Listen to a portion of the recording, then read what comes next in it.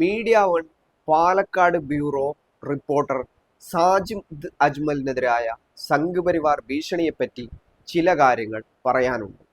രാജ്യത്തെമ്പാടും Sangh Parivar ഫാസിസ്റ്റുകൾ ഭരണതലത്തിലും തെരുവുകളിലും RSS നിയന്ത്രിത സംഘ്പരിവാർ സംഘം മൊത്തത്തിൽ രാജ്യമെമ്പാടും രാജ്യത്തെ അവർക്കെതിരെ നിലപാട് സ്വീകരിക്കുന്ന രാഷ്ട്രീയ പ്രവർത്തകർ, സാമൂഹിക രംഗത്തെ പ്രവർത്തകർ, മനുഷ്യാവകാശ പ്രവർത്തകർ, രാജ്യത്തെ NGOകൾ, രാഷ്ട്രീയ പ്രവർത്തകർ, മീഡിയകൾ ഇവർക്കെതിരായ അതിക്രമങ്ങളും അല്ലെങ്കിൽ അവരുടെ നടപടികളും തുടരുന്ന ഒരു കാലഘട്ടമാണ് രാജ്യത്തിപ്പോൾ പോയിക്കൊണ്ടിരിക്കുന്നത്.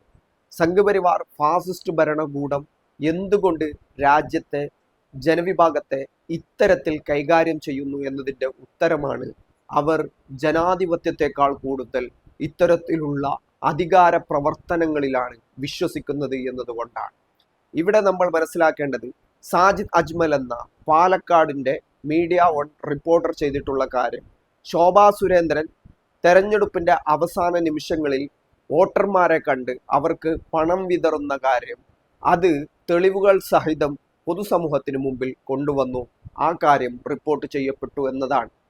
കേരളത്തിൽ നമ്മൾ മനസ്സിലാക്കേണ്ടത് BJP എല്ലായിടത്തും പണം കൊണ്ടാണ് ഈ ജനാധിപത്യ പ്രക്രിയയിൽ എല്ലാ കളികളും നടത്തുന്നത്.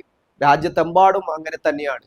രാജ്യം ഭരിക്കുന്ന പാർട്ടി എന്നുള്ള നിലക്ക് വിവിധ കോർപ്പറേറ്റ് കമ്പനികളിൽ നിന്നും അതല്ലാതെയും മറ്റുള്ള രീതിയിലും അവർക്ക് വ്യാപകമായി ഫണ്ട് ലഭിക്കുന്നുണ്ട്.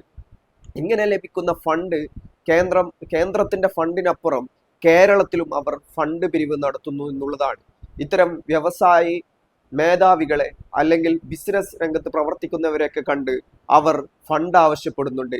കിട്ടിയില്ലെങ്കിൽ ഭീഷണിപ്പെടുത്തുന്ന സാഹചര്യവുമുണ്ട്. ഇത് തന്നെയാണ് പാലക്കാടും സംഭവിച്ചിരിക്കാൻ സാധ്യത.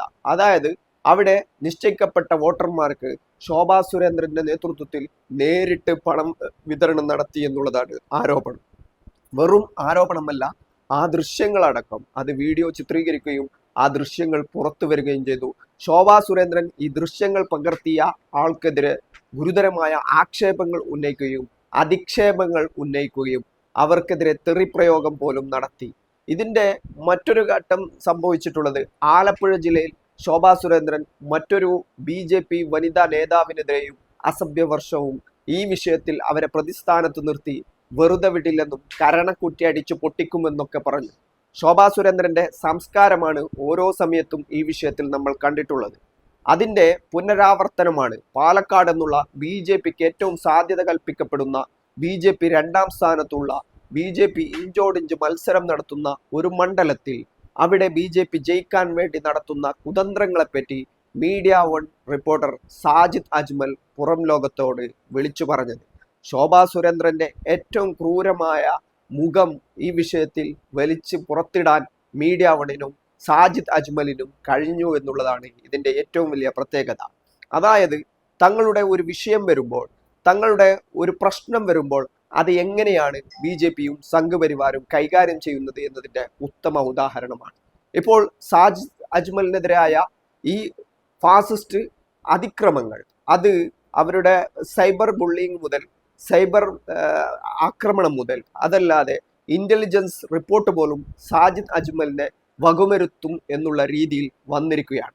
സംസ്ഥാന ഇന്റലിജൻസ് തന്നെ ഇത്തരം ഒരു റിപ്പോർട്ട് കൊടുത്തതിന്റെ അടിസ്ഥാനത്തിൽ മീഡിയ വൺ മാനേജ്മെന്റ് DGPക്ക് പരാതി കൊടുക്കുകയും DGP സുരക്ഷ ഒരുക്കണമെന്നുള്ള ഒരു നയസമീപനത്തിലേക്ക് പോവുകയും ചെയ്തിട്ടുണ്ട്. CPM പാലക്കാട് ജില്ലാ സെക്രട്ടറി തങ്ങൾ സാജിദ് അജ്മലിന് സുരക്ഷയൊരുക്കുമെന്നുള്ള പ്രഖ്യാപനം നടത്തിയിട്ടുണ്ട്.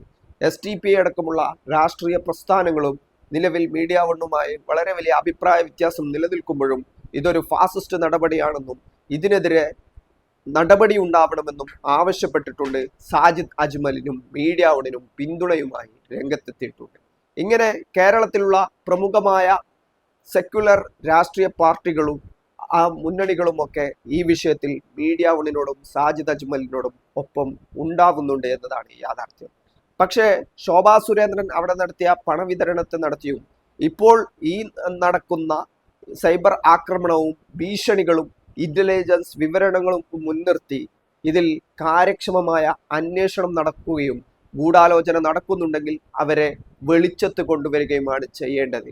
കേരളത്തിന് പുറത്ത് നമുക്കറിയാം, നോർത്ത് ഇന്ത്യൻ സംസ്ഥാനങ്ങളിൽ, ഇന്ത്യയിലെ വിവിധ സംസ്ഥാനങ്ങളിൽ സംഘപരിവാറിനെതിരെ എന്തെങ്കിലും സംസാരിച്ചാൽ, BJPക്കും RSSനുമെതിരെ എന്തെങ്കിലും വാക്കുകളോ സംസാരങ്ങളോ ഉണ്ടായാൽ അവരെ ടാർഗറ്റ് ചെയ്തുകൊണ്ട്, അവരെ ലക്ഷ്യം വെച്ചുകൊണ്ട് തെരുവിൽ പോലും കൈകാര്യം ചെയ്യുന്ന, നിയമപരമായി തന്നെ അവരെ കൈകാര്യം ചെയ്യുന്ന ഒരു അവസ്ഥ ഉണ്ടാവാറുണ്ട്. അതേ സാഹചര്യത്തിലേക്ക് കേരളം കൂടി കടന്നു പോയിക്കൂടാ. സാജിദ് അജ്മലിന് ഇവിടെ അദ്ദേഹത്തിന്റെ ജോലിയായ മാധ്യമ പ്രവർത്തനം എല്ലാ സ്വാതന്ത്ര്യത്തോടും കൂടി നടത്താൻ അവകാശമുണ്ടെന്ന കാര്യവും നമ്മൾ വിസ്മരിച്ചുകൂടാ. മീഡിയ വണ്ണിനോടും ജമാഅത്ത് ഇസ്ലാമിയോടും സീതാവൂദിനെ പോലെയുള്ള അതിലെ ശൂറ അംഗങ്ങൾ നടത്തുന്ന നുണപ്രചരണങ്ങളോടും എതിർ സംസാരിക്കുമ്പോൾ, അത്തരം എതിർപ്പുകൾ നമ്മൾ രേഖപ്പെടുത്തുമ്പോൾ തന്നെ ഈ വിഷയത്തിൽ സംഘപരിവാർ ഫാസിസത്തിനെതിരായ നിലപാട് സ്വീകരിച്ചതിൻ്റെ പേരിൽ അവർക്കുണ്ടാവുന്ന എന്തെങ്കിലും പ്രശ്നങ്ങൾ ഉണ്ടാവുമ്പോൾ പക്ഷേ മീഡിയ വണ്ണിനൊപ്പം നിൽക്കാൻ കേരളത്തിലുള്ള പൊതുസമൂഹം തയ്യാറാകേണ്ടതുണ്ട്. എല്ലാ രാഷ്ട്രീയ പാർട്ടികളും രാഷ്ട്രീയത്തിനപ്പുറം ആ പിന്തുണ നൽകേണ്ടതുണ്ട്. സാജിദ് അജ്മലിന് കേരളത്തിൽ അദ്ദേഹത്തിന്റെ ജോലി തുടരണം. ശോഭാ സുരേന്ദ്രനും കെ സുരേന്ദ്രനും രാജീവ് ചന്ദ്രശേഖരും അടക്കം BJPന്റെ സർവ്വസന്നാഹങ്ങളും നടത്തുന്ന ഇവരുടെ അഴിമതികളും അവർ നടത്തുന്ന ജനാധിപത്യ വിരുദ്ധ പ്രവർത്തനങ്ങളും തുടർന്നും കേരളത്തിൽ റിപ്പോർട്ട് ചെയ്യപ്പെടണം. കേവലം ഇത് മീഡിയ വണ്ണിൽ മാത്രം ഒതുങ്ങിക്കൂടാ. കേരളത്തിലുള്ള എല്ലാ മീഡിയകളും ഈ ഉത്തരവാദിത്വം ഏറ്റെടുക്കണമെന്നും സാജിദ് അജ്മലിനെ ഈ വിഷയത്തിൽ കേരളത്തിലുള്ള മീഡിയകൾ പിന്തുണക്കാൻ തയ്യാറാവണമെന്ന് തന്നെയാണ് പറയേണ്ടത്.